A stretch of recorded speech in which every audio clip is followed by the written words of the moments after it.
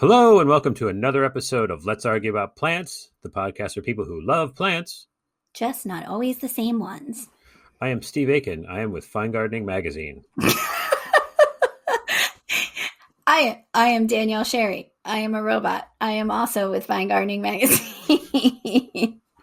What kind of intro was that?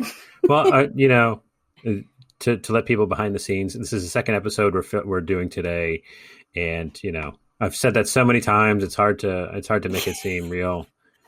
Yes. I can give it another shot. Hey, I'm Steve Aiken. I'm with Fine Gardening Magazine. Yeah, it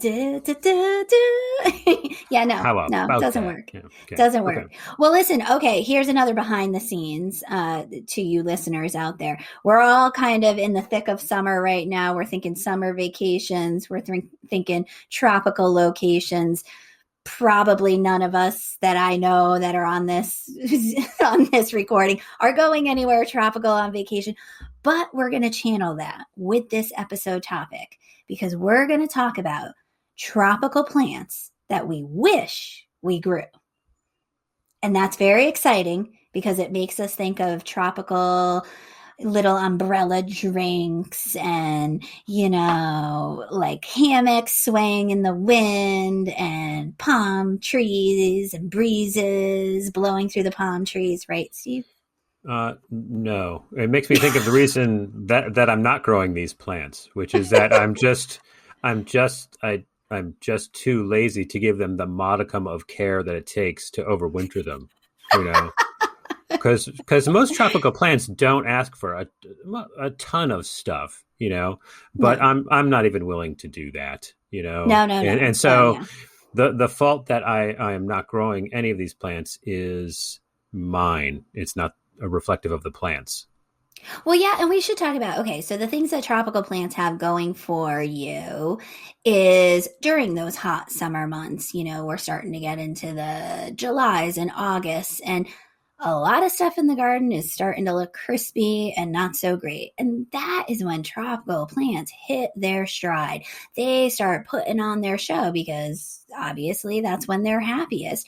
But the downside of tropical plants, especially a lot of choice tropical plants, is they're kind of pricey. So if you're not going to put in the effort in areas where they're not hardy, which is at this point, most of the plants I'm going to talk about is like Costa Rica, you're going to have to overwinter it for it to make monetary sense, unless, you're independently wealthy. And by all means, then just buy them like annuals and throw them out and toss them out. But however, another word for tropical plant is houseplant. Yeah. That's a plant that lives in the house or can come in the house and live just fine. Yeah. Yes. Exactly. But this was, I feel like we talk about a lot of the same plants and it's hard to get away from sometimes the plants that we have in our own garden. And this was really a fun one for me. It was, these plants that I really want to grow, I think are really, really cool. And I don't know, it helped me break out of my plant rut of late, I feel like, with the podcast episode. So I'm super excited. I think about it in a different way. These are not plants that I think about, or really long for, because in my mind, I've already blocked them out as like things that I can't have. It's like 6-pack abs, there's just no way I'm going to get them. So why bother just thinking about like, how can I get that? Like this. Spoiler alert. I'm not willing to go through. Steve does not have 6-pack abs. for everyone who might have thought that I did. But like I'm not willing to go through what it takes to get that. So it's just kind of not an option. Although, in doing this, I'm thinking like, well, gosh, and this is what I go through all the time. Like, oh, that's not so bad. I could do that. And then I buy the tropical plant, but then like October rolls around and it's time to give it the care that it wants. Yeah. And I forget it. Or, during the season, like it needs a lot of water and fertilizer, which isn't too much. Like dump a bucket of water, put some Miracle Grow in there. Mm-hmm. No big whoop, Steve. Nope. Can't even do that. So that's why I have the waistline I do. I mean, the plants that I do. The plants that I do. Yeah. All right. Well, okay. If there was one tropical plant on your list that you would be willing to do a few sit-ups for, what would it be? Well, actually, I have four of them. They're all on my list. But the first one I'm going to mention is one that I actually grew. I Yeah. saw it in the pages of this magazine. What was it called? Fine Mm, Gardening. I saw it in a container display in this magazine called Fine Gardening, which is loaded with wonderful information and pictures. And the plant is called Anchezia, gold vein plant. Anchezia speciosa. I think there's another species of it, nobilis or something like that, and they might even be the same thing. I don't know, but if you go with Anchezia, you're going to find this plant. I think it's hardy in zones 9 to 11. But this thing has like a wide leaf that's maybe about 3 to 4 inches wide, and it tapers down to a nice point. And the veins have a very prominent variegation. That's why I call it gold vein. It's not a thin vein. It's like a thick stripe okay. of gold along the veins, and it's usually yellow. But in researching this, it I guess it can be white too. But it's just a very, very striking plant, and it forms like a low mound. You can expect it to get, I guess, about 3 to 4 feet in a year. The year that I grew it, it got to be about 2 feet, Hmm. 2 feet tall and wide. It makes a little mound, partial to full shade, moist soil. But it has, as you were alluding to earlier, those factors that tropical plants have. It's usually cool, funky color patterns, Hmm. to the leaf, and it's very striking for a color for a container. And years ago, I saw it in the magazine, and I thought of a combination that would work. I'm going to have Sanchezia, and I don't remember what the other two plants are, but I remember I drew a little picture of it.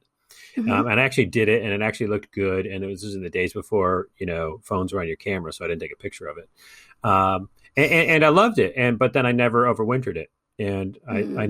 never wanted to spend the money on Sanchezia again, because I knew, I'm only get one season out of it. But great plant, gold vein plant, Sanchezia. You'll see a picture of it on our website. Like I said, the gold veins in the leaves just make it. It's such a wonderful thing to build your container combination around. I wish I grew that. And what else would you or did you pair with it, or was it I on its I I own? I no, I paired it. So I probably picked up on the yellow, maybe with some yellow calabricoa growing Oh, at the nice, base of nice. it, Yeah. and then it makes me think of Praetoria canna, or canna Bengal Oh, tiger, same plant, yeah. but which has much thinner green blades and will grow much taller. But that's a little too on the nose of a color combination. So I would need somebody coming in there in between those two to provide some Hmm. other spark. It's a little too much yellow Yeah. in there. So maybe, gosh, I don't know, something like a papyrus, or something like that. That has a different vibe. Although papyrus needs much moisture soil probably Or than or that. a canna with just like a straight green leaf and maybe like a yellow Yeah, flower yeah, or something yeah, like yeah, that, yeah, because then it yeah. gives you that broad leaf Yeah. behind it. But Cool. so you've got green and gold. You need to bring in a third color, maybe like a red. Of course, there's a coleus to fit the bill. As always, this wonderful plant. Yeah, Just had to get the coleus in there. Just Co- had to get him in there. coleus. It does a container good. Oh my gosh. Well, listen, I feel like you kind of steered me in a different direction for the first plant that I was going to talk about, because I'm going to talk about now a veined, very cool leaf tropical plant as well, and that's butterfly stripe plant. So it's Christia obcordata. Very strange. Christia obcordata, which is zones 11 to 12. It's a tropical. It is all right. I feel like I've said this before, but this might be the ultimate conversation piece plant. So it's a full sun to partial shade plant. It gets 18 to 24 inches tall and wide. The leaves are perfect triangles, are these triangle shapes. And it has this striking red and green striping on the leaves. Super cool. And each leaf, I would say, is about twice the size of a golf ball. They're fairly large leaves on them. And they kind of flutter a bit like a butterfly. They look like a butterfly, some sort of weird tropical butterfly. This plant is so stinking cool, and it has an upright habit that you can pinch back the stems, much like coleus, to make a bushier plant instead of, it being kind of tall and leggy. It's just one of those plants that you see it and you say, wow, that's really cool. Now, I feel like in the past I've seen it at Logi's greenhouses, and in more tropical environments, like the Marie Selby Botanic Garden, which I think is where the photo that I took was from. And that's in Florida. So just a very, very cool plant, choice tropical. Don't see it very often offered through various different online nurseries and such, but butterfly stripe plant, and just so interesting and neat. And I think, okay, that's cool enough that it would make a really interesting house plant. I would like to have this plant. I think it would be really, really a neat plant to pair with some burgundy, something that's going to give you a little shot of that burgundy, pick up on the burgundy color a bit, which I'm going to talk about a plant later. But I thought, maybe with like a purple elephant ear or something like that, with this guy kind of, morphing around that taller purple elephant ear. Yeah, just really neat. Really, really neat. We're going to put pictures obviously up on the website, so you can see this in our show notes on finegardening.com. But have you ever seen this plant? No, never heard of it. And it's weird to hear a triangle described as the size of a golf ball. A flat triangle is twice the size of a golf ball. It's trying to if you flatten it out. I was trying to come up with okay, so what is the triangle equivalent of golf? Like a rugula, like a pastry, like a little pastry square. You have a tea time this afternoon, so that's probably what's doing it. But so why don't you grow this? Because it's one of those rarities that I don't come across all that often, and until we started saying hey, we're going to do this topic, I'd kind of forgotten about it. Truthfully, on my desktop of my computer, I have screenshots of plants that I come across and just think, wow, this is really cool, or photos that I've taken of plants. And I think the name of the folder is must-have plants. And it's just, things that occasionally find their way into the magazine somehow, some way, for some topic or another. And just things that, I will occasionally visit and say, oh, yeah. That one. I'm going to do that one this year. But I don't have it because it's a tropical, and I have very, very little, I give very little effort to the overwintering. And if I'm not going to overwinter it, I feel like I don't deserve this plant. Is that fair? I guess so. It feels like it would be wasteful. But super cool plant. So the next plant I'm going to recommend is kind of broad, but because I think any of them will do fine. And also I have such limited knowledge that I couldn't recommend one over the other. But angel's trumpets, brugmansia, is a plant that I often am tempted to grow, but then chicken out because it's a tropical and needs overwintering. But brugmansia is, first of all, hardy zones 8 to 11, most likely 7B as well, according to my research. And it's a multi-stemmed tree or shrub with extremely fragrant flowers that are shaped like trumpets and hang down and perfume the night air. They're more fragrant or only fragrant at night.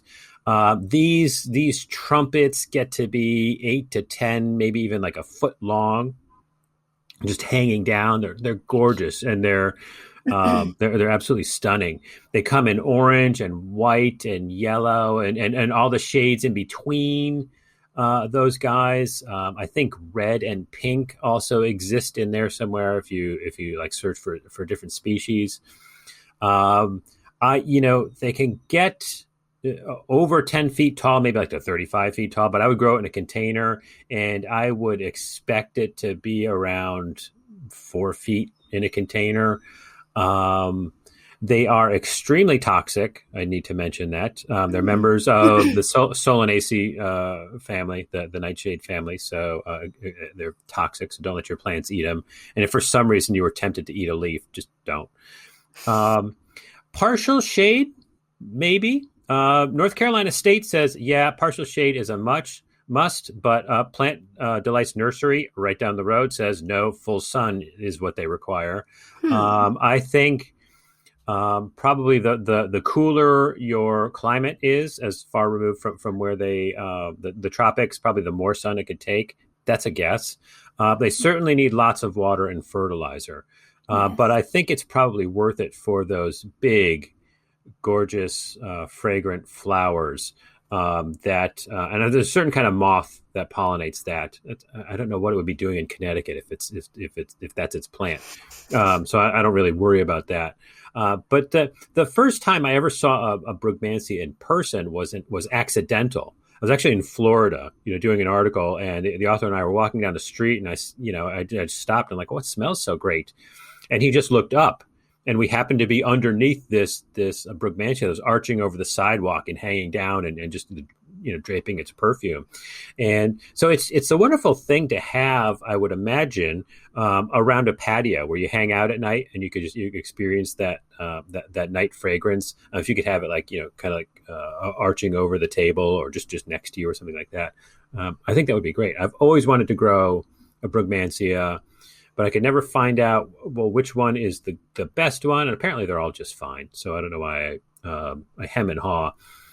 And then there's the overwintering, which again, isn't that hard. Like, I think you can just cut it back, put it in the basement, and then bring it out again. Like, that's not hard at all. But even still, like that exceeds my effort threshold. Yeah, I used to work when I worked for a particular greenhouse. They would overwinter the brugmansias that didn't sell during the year because it's a pricey plant and it was worth the effort. And that is literally what ended up happening. We let them stay outside until they got zapped by maybe like the first frost and all the leaves fell off of it. And then we would chop it down to about a couple inches above the soil level in a pot. And it was just this, kind of a stump. I mean, they get thick and rather woody.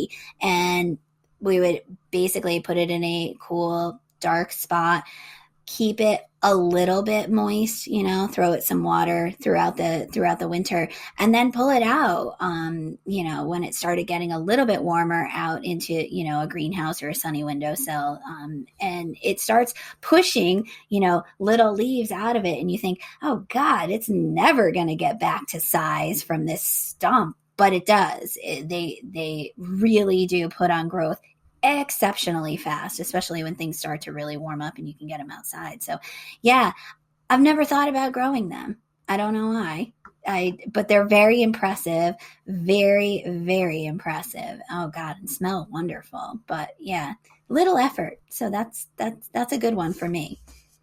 Okay. So I feel like, okay, we've done some weird ones that we don't know all that much about, but we really think are cool. But I feel like you are familiar with this one. So porcupine tomato, which might be the best common name ever, but it's Solanum pyracanthum. So you are probably familiar with, and I'm pretty sure you have grown before, Solanum ketoenses. Is that correct? Am I correct? When you say you mean me, not the listener. Is that? Yes, I mean you, Steve. Sorry. I'm pointing. The listener can't see that. You, Steve, right? You've grown Solanum ketoenses? No, we had an editor at the magazine who used to grow that, and she loved that plant, and I'm familiar with it, but I've never grown it. Oh, okay. All right. Okay. Well, all right. So let's go back to Solanum pyracanthum, which is porcupine tomato common name, zones 9 to 11. This is a really, truly weird looking eggplant. That's the best way to describe it. It's almost redundant. It has fuzzy leaves like an eggplant. The porcupine eggplant, Solanum pyracanthum, is grayer. It has oak-shaped leaves like an oak tree, but thinner. And all along those silvery, fuzzy leaves are these wicked looking orange, reddish spines all over it. Now, this has thinner leaves, a thinner profile, like more of a fine textured appearance than the one that we were mentioning earlier that an editor had grown, Solanum quitoensis. That guy gets big. This one only gets to be maybe 2.5 feet tall and wide, in a container, much smaller. I've seen it grown to perfection, in various different spots. I believe NYBG had it in containers years ago, and it's super cool. And I think it's easier to work with than its bigger leaved cousin that almost looks like an elephant ear with purple spines all over it. So Solanum pyracanthum gets these deeply lobed leaves. We've already said have all the little orange spikes all over them. So obviously it's deer proof and woodchuck proof and everything else proof. And then it gets these purple potato-like flowers. So, it's this purple cup-shaped flower in summer that has a yellow center to it. Really, really beautiful. Eventually, that gives way to these small orangey-looking fruits. I don't know if they're edible or not. I don't know anyone who's really grown this plant to eat them. So how about we say, don't eat this plant. Don't eat the fruit. Anything in the Solanaceae, if you're not sure, do not eat it. Yeah, do not eat it. Do not eat it, because it could be an eggplant and make a perfect Parmesan, and it could also kill you. So how about we not eat it? But full sun, rich, well-drained soil, so perfect in a container. It's a heavy feeder, much like your eggplants that are in the vegetable garden. A heavy, heavy feeder, but seriously wicked looking plant that's just super, super interesting. And I find would be easier to work with in a container combination than that big old cousin of it. That's Solanum quitoensis. This one is Solanum pyracanthum, and it's the porcupine tomato. It's so cool looking. And you choose that over Solanum quitoensis, which I think is very cool looking. Yeah, I think it's very cool looking, but I feel like in a container, I would rather have this small dwarf one that's a little bit smaller, and I would rather have those thinner leaves with the more pronounced yellow orange spikes. On Solanum quitoensis, it's it's a large leaf and it's got little purple spikes. I feel like they're not as prominent, not as wicked looking, not as cool of a color combination. So yeah, I would opt for the Solanum pyracanthum. I just think, I don't know. I think it would be easier to work into a container combo without it overbearing the entire pot. Just don't eat it.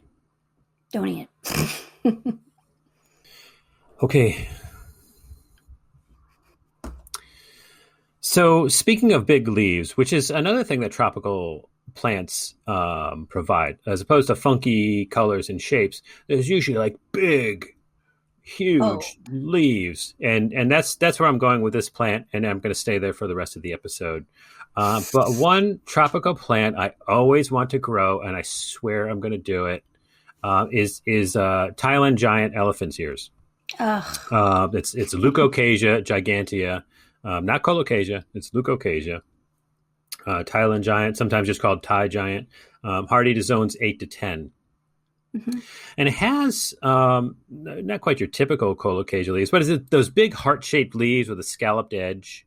And when I say big, I mean the leaves are at least 3 feet, but can get up to like 5 feet long and 4 feet wide. Mm-hmm. And this is a plant that grown men stand under to have their picture taken. It's that huge. It comes from, like it's a bulb or whatever a colocasia, grows from. And it's just massive. And it's super, super cool. 8 to 10 feet tall, I guess, with these massive leaves on it. Sun to partial shade. In my reading, something said not so much water when it's young, otherwise, you might kill it. Okay. But then after that, I guess it's going to take a lot of water to feed those huge leaves. Yeah. But just a massive, stunning plant that just erupts from the garden, and I would love to have it. And then I think to overwinter, you cut all that off and just take like the big like dinosaur egg bulb or whatever it is, and bring that down into the basement, put it in a little nest of peat moss or something like that. You don't even have to sit on it, and just wait, and then, bring it out in March or something again, and wait for it to sprout. But such an amazing, stunning plant. Like when you see Thai giant, you never forget it. Yeah.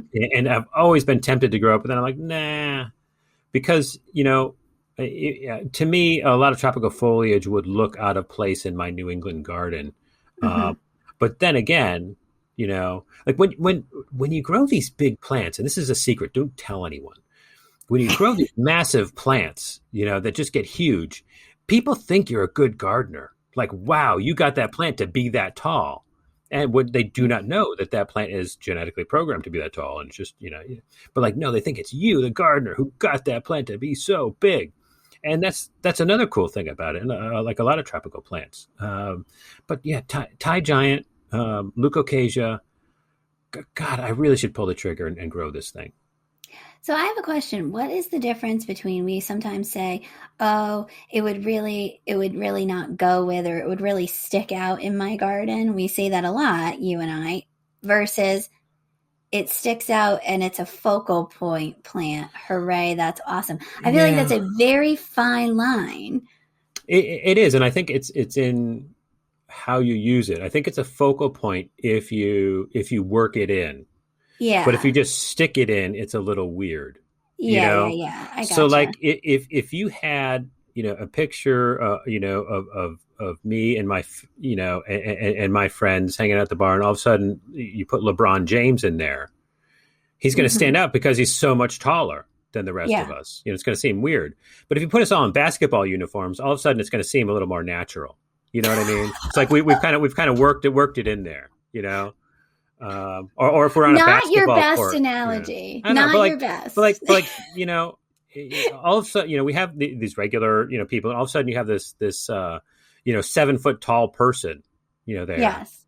That looks, it's like, okay, normal height, just a really tall person. Like what did they just meet this NBA player? And I'm like, what's happening there? Like it doesn't make a lot of sense. You need some context for it. But if all of a sudden we're all in basketball uniforms, it's like, okay, they're a basketball team, and they got a ringer in there, to help them win, But so you work this out of place thing in by giving it some context, and so you can make something like a tropical plant work if you take the effort to blend it in. And if I'm not willing to just put it in my basement for a few months, I'm not willing to go through that effort. I'm willing to go through the effort to make these giant leaves fit in. And so it's funny. I just got back from a garden with tons of huge leaves, and I should have used some of those plants in this show. And we talked about how, and this is actually in a garden that's upcoming in an article in Fine Gardening. Again, that magazine keeps popping up. People should read it. Where something with huge leaves like a Rodgersia, really striking huge leaves, functions as like a medium to small plant to help tone down the size of these massive leaves. So you have to do things like that. And again, doing things equals effort. Effort does not equal Steve. So, that's why I'm not willing to, and it wouldn't fit in my garden. Did any of that make sense? It sort of, kind of. Okay, I followed you until about 2 minutes ago. I might have phased out then. Everybody else drifted off too. No, but I see what you're saying, because I had featured a garden in Fine Gardening magazine from North Carolina not too long ago, and we were talking about texture. It was a garden that had a ton of texture, but it was North Carolina where it was primarily a largely woody plant palette. We had a lot of conifers, a lot of Japanese maples, and they had Thai giant in one of these vignettes. And if I put all those plants on a list, you would probably say, That does not go at all. But it was just the way that they played off of the juxtaposition of the shapes and really did surround it with, these conifers that had really unique shapes as well, and kind of more, some broad-leafed evergreens that kind of, nestled in around it too. So it didn't look so gigantic, and it was really, really interesting and unexpected in a good way. Unexpected in a good way, I guess I would say. Okie dokie. So, not a huge, giant tropical leaf plant, but I'm going to go back to very cool color of foliage. And a really, really interesting plant overall. Saw it growing at NYBG years ago. Have it on my list for next year. Cotton. Black cotton. Like regular old cotton plant. But black cotton, which is, Gossypium herbaceum nigra. So zones 10 to 11. Have you ever seen cotton plants, Steve? Sure. Yeah. Okay. So this is the black-leafed version, and they are beautiful, palmy, almost heart-shaped leaves. They are deep, deep black, purple in full sun with slight glossiness to them. It makes a nice 2 to 3 foot tall and wide shrub. Full sun, well-drained soil.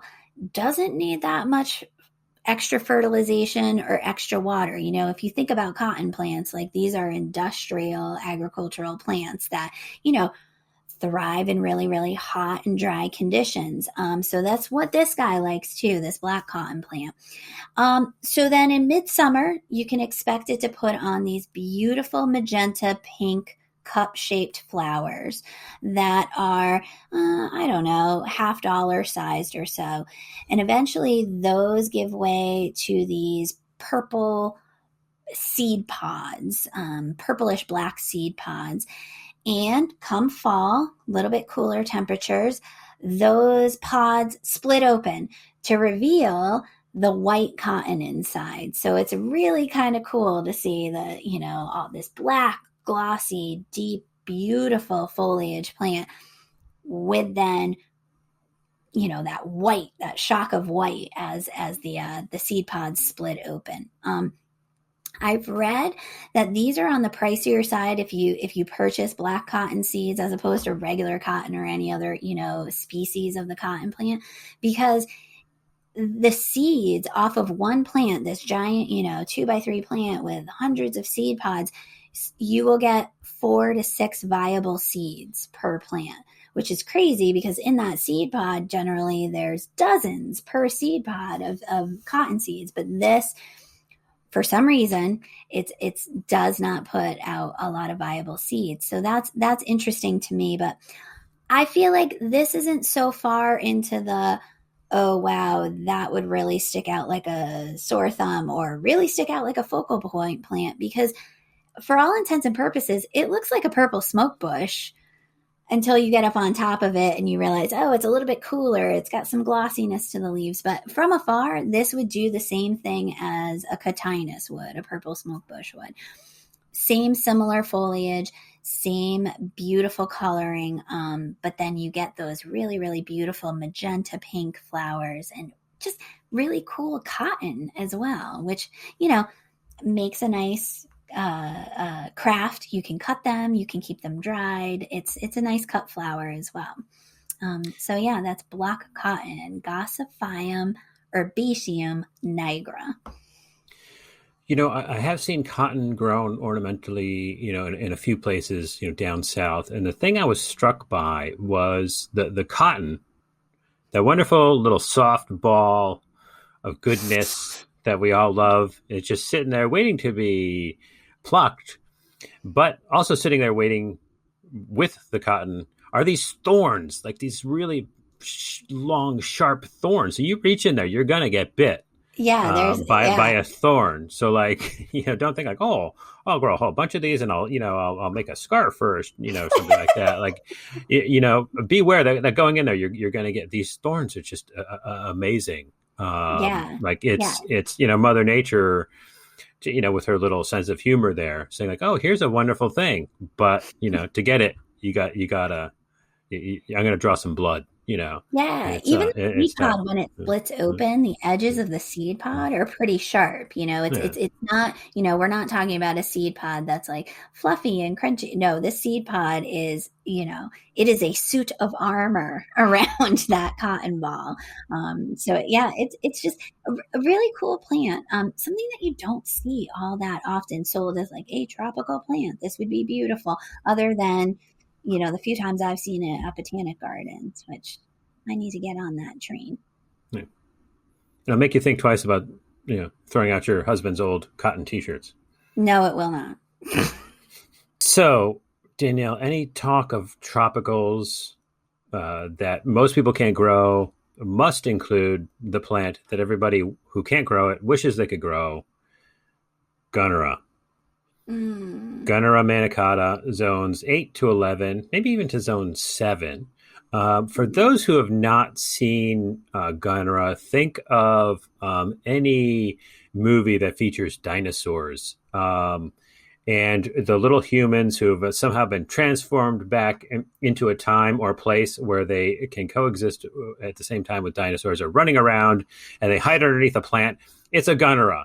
It's this huge plant that gets, gosh, I don't know, 8-10 feet tall, with massive, up to 6 feet wide, palmate, deeply veined leaves with jagged edges.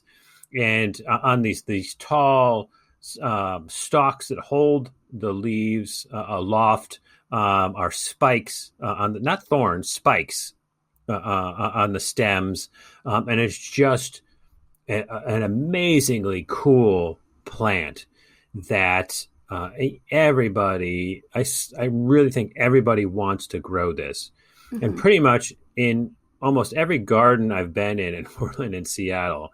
The person has a gunnera because they can grow it. It needs warm temperatures and it needs a lot of moisture.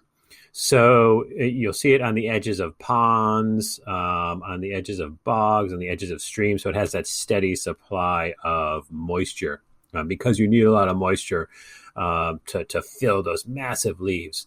And the only way you can't not think of dinosaurs when you see this plant.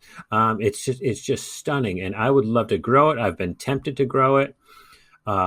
People go through elaborate schemes to overwinter it, like burying it under 5 feet of leaves after cutting off the giant leaves and covering the crown of the plant. And then they cover it with leaves and put a big thing over it so the leaves don't. All sorts of efforts to grow this plant because it's worth it. It's that cool. And it gets these flowers that look like massive pine cones, in that they're like cylindrical and brown and pointy. And geez, I don't know, 2-3 feet tall. It's just so cool. And I would love to grow. There are dwarf ones I've considered growing. Like that might be easier to overwinter, but then you lose the massiveness of it. Gunnera is just a tropical that so many of us wish we could grow. Absolutely. Absolutely. Yeah. The first time I saw it was, I think, out in Seattle at Colette's Bed and Breakfast. It's a place that's like out on the, out off the Strait of Juan de Fuca. And I thought a stegosaurus should come along with that plant. Like you buy that plant, you grow that plant, you get your own baby stegosaurus to come along with it because that's really what it looks like. Now, conversely, I've also seen it grown in Barbara Wyrick, who has been featured in our magazine before, in her beautiful garden, which is Benton Harbor, Michigan, which is surprising to me because that is definitely, I would say, zone 5. But it was in a protected area. She has kind of a bog garden area that we've featured before, and it was backed up by a stone wall. So it got a lot of radiant heat that I think, really made this little microclimate that it would be able to survive. The one thing she said, she did the same thing. She did the leaf cutting down of the leaves and then used that as an insulating blanket over the crown of the gunnera. However, she said she made a few mistakes early on, that leaving the leaves in place too long, especially in, an environment where there was a lot of spring wet, and she would rot out that crown. So it's to me, that blows my mind of, okay, when is too soon to take off the leaves and insulation? When is too late to do it? It rots. I don't know. That sounds kind of complicated to go through for those of us in cooler zones. But gosh, it's cool though. It's a very cool plant. It's a very cool plant. All right. So last plant. Coral plant. Ruslia equistatiformis, zones 9 to 11. You know Ruslia, right? Or Ruslia. Is it like has really fine foliage and like little cigar type flowers? Yes, yes. Like coral, like pinkish. Yeah. Yeah. So kind of like so the foliage is like the fronds of an asparagus plant almost. It's got that really, really fine foliage and kind of has an arching habit to it. And then at the ends of every single one of those fine little stems is little red tubular flowers, very Kufia-like, very, very Kufia-like, and gets absolutely covered in these generally in late spring, early summer. Full sun, well-drained soil. A lot of times you'll see this in, Southern California or even into Florida, used as a kind of a ground cover plant. You'll see it planted along a retaining wall, and it's kind of, zooming over and kind of splashing over the edges of that retaining wall. For those of us in, cooler climates, it makes an awesome container plant. It's great in hanging baskets. It's great on the edge of containers to kind of soften up the edges. And like we say with most plants that have red tubular flowers, hummingbirds go bananas over this plant, over coral plant.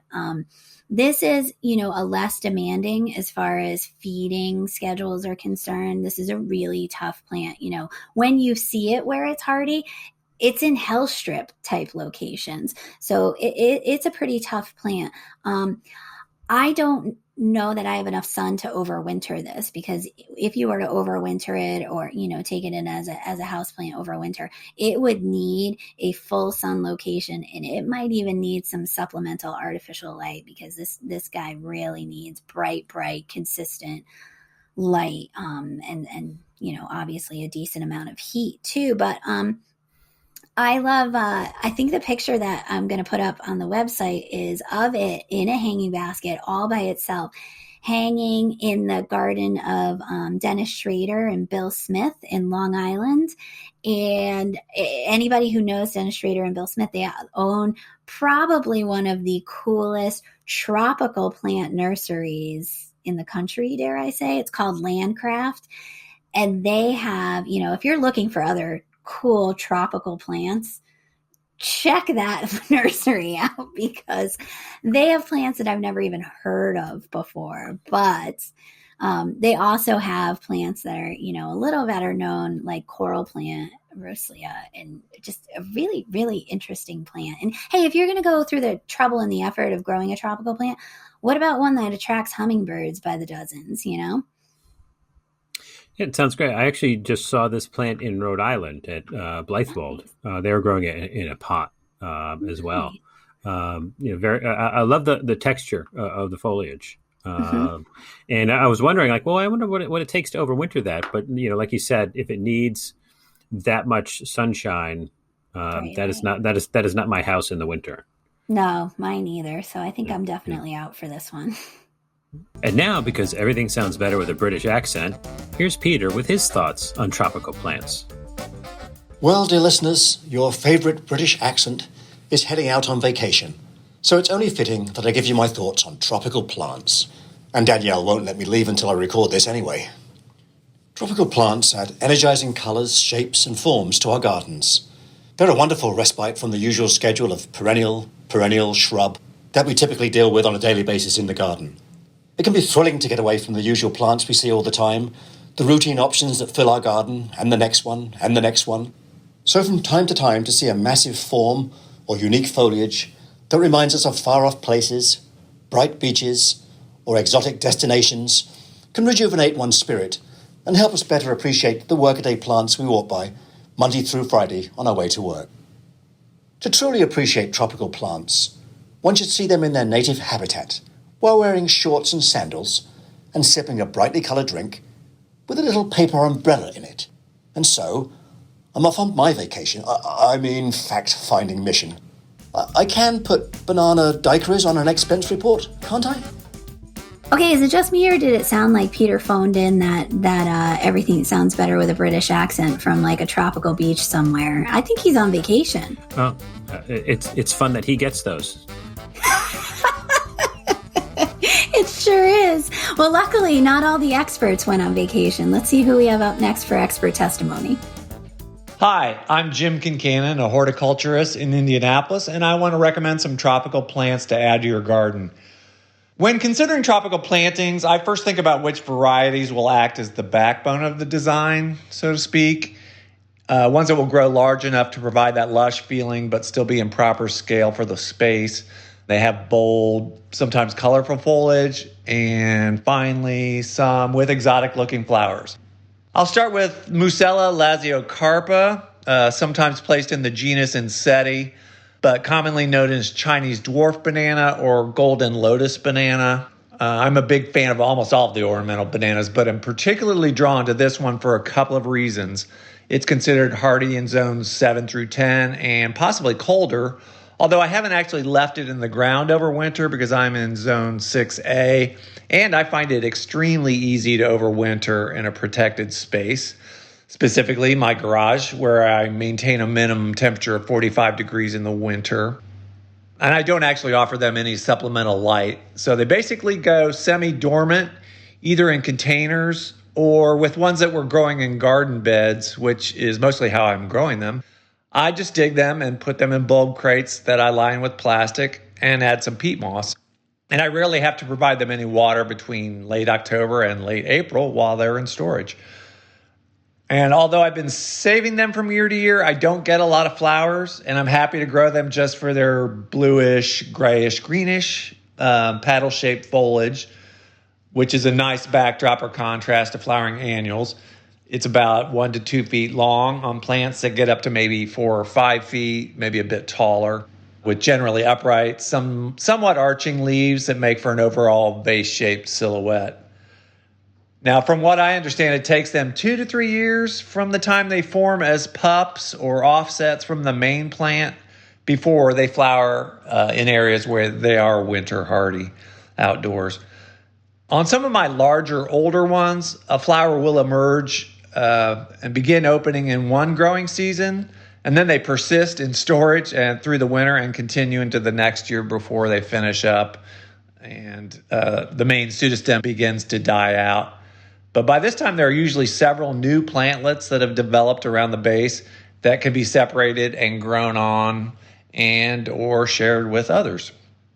And the flower really is quite striking, resembling a lotus as it first begins to grow, hence one of the common names. And then it kind of peels open, for lack of the proper terminology, into kind of a brilliant yellow starburst. It is really easy to grow and widely adaptable from full sun to quite a bit of shade, and will take most conditions from rather moist to relatively dry. And as I mentioned, it's great in containers and in the landscape. Another tropical plant of which I am extremely fond is, or I should say are, basically any and all of the Eucomis species and cultivars, better known as pineapple lilies because of the shape of their inflorescences. But they're actually more closely related to asparagus. And a couple of other things I learned about these plants just recently is that the name of the genus is derived from the Greek words for good hair, obviously referring to the bracts that sit atop the flower stalks.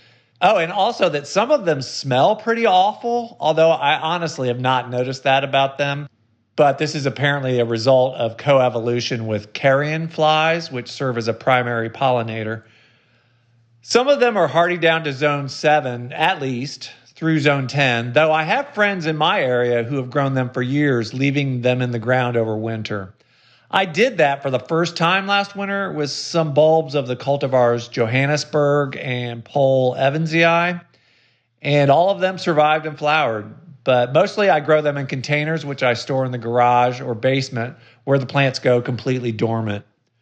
The bulbs can also be overwintered by themselves. Anecdotally, I will say that some friends have told me that they have difficulty getting them to flower, although I haven't had that problem too often, and I wonder if that is a result of my benign neglect, where I don't tend to move them up into larger pots very often, so perhaps they like being a bit crowded. Anyway, they come in a range of sizes from under a foot or so to 2 or 3 feet or more, and have basically strap-like foliage, some with wavy margins.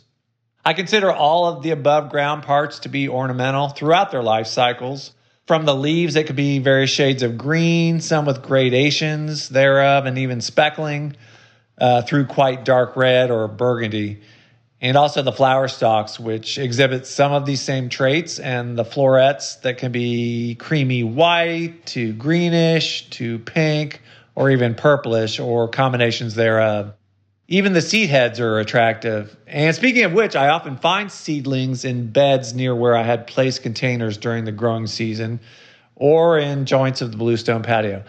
None have reached flowering size yet, but I keep hoping. And they are usually planted deeper in the ground, about 6 inches, whereas in containers they should be just below the soil surface. They can be watered regularly in well-drained soils while they're actively growing in full sun to part shade, but need to be kept dry while they're in storage. A third plant I can recommend is Senna Alata, sometimes classified as Cassia Alata, but usually called candlebush in reference to the clusters of golden yellow flowers that emerge above the foliage in late summer. It is hardy in zones 9 through 11 and can grow quite large, so you'll want to be sure you have the space and that it will be in scale with the rest of your garden. Even from seed sown indoors in late winter and later transplanted outdoors after the last frost, it can get up to 8 feet high and nearly as wide in a single growing season. It's easy to grow in full sun and doesn't require a lot of water. The overall form is shrub-like with upright arching stems featuring pinnately compound leaves, and being in the pea family, it has pods which can be ornamental, though I usually get a killing frost before they form.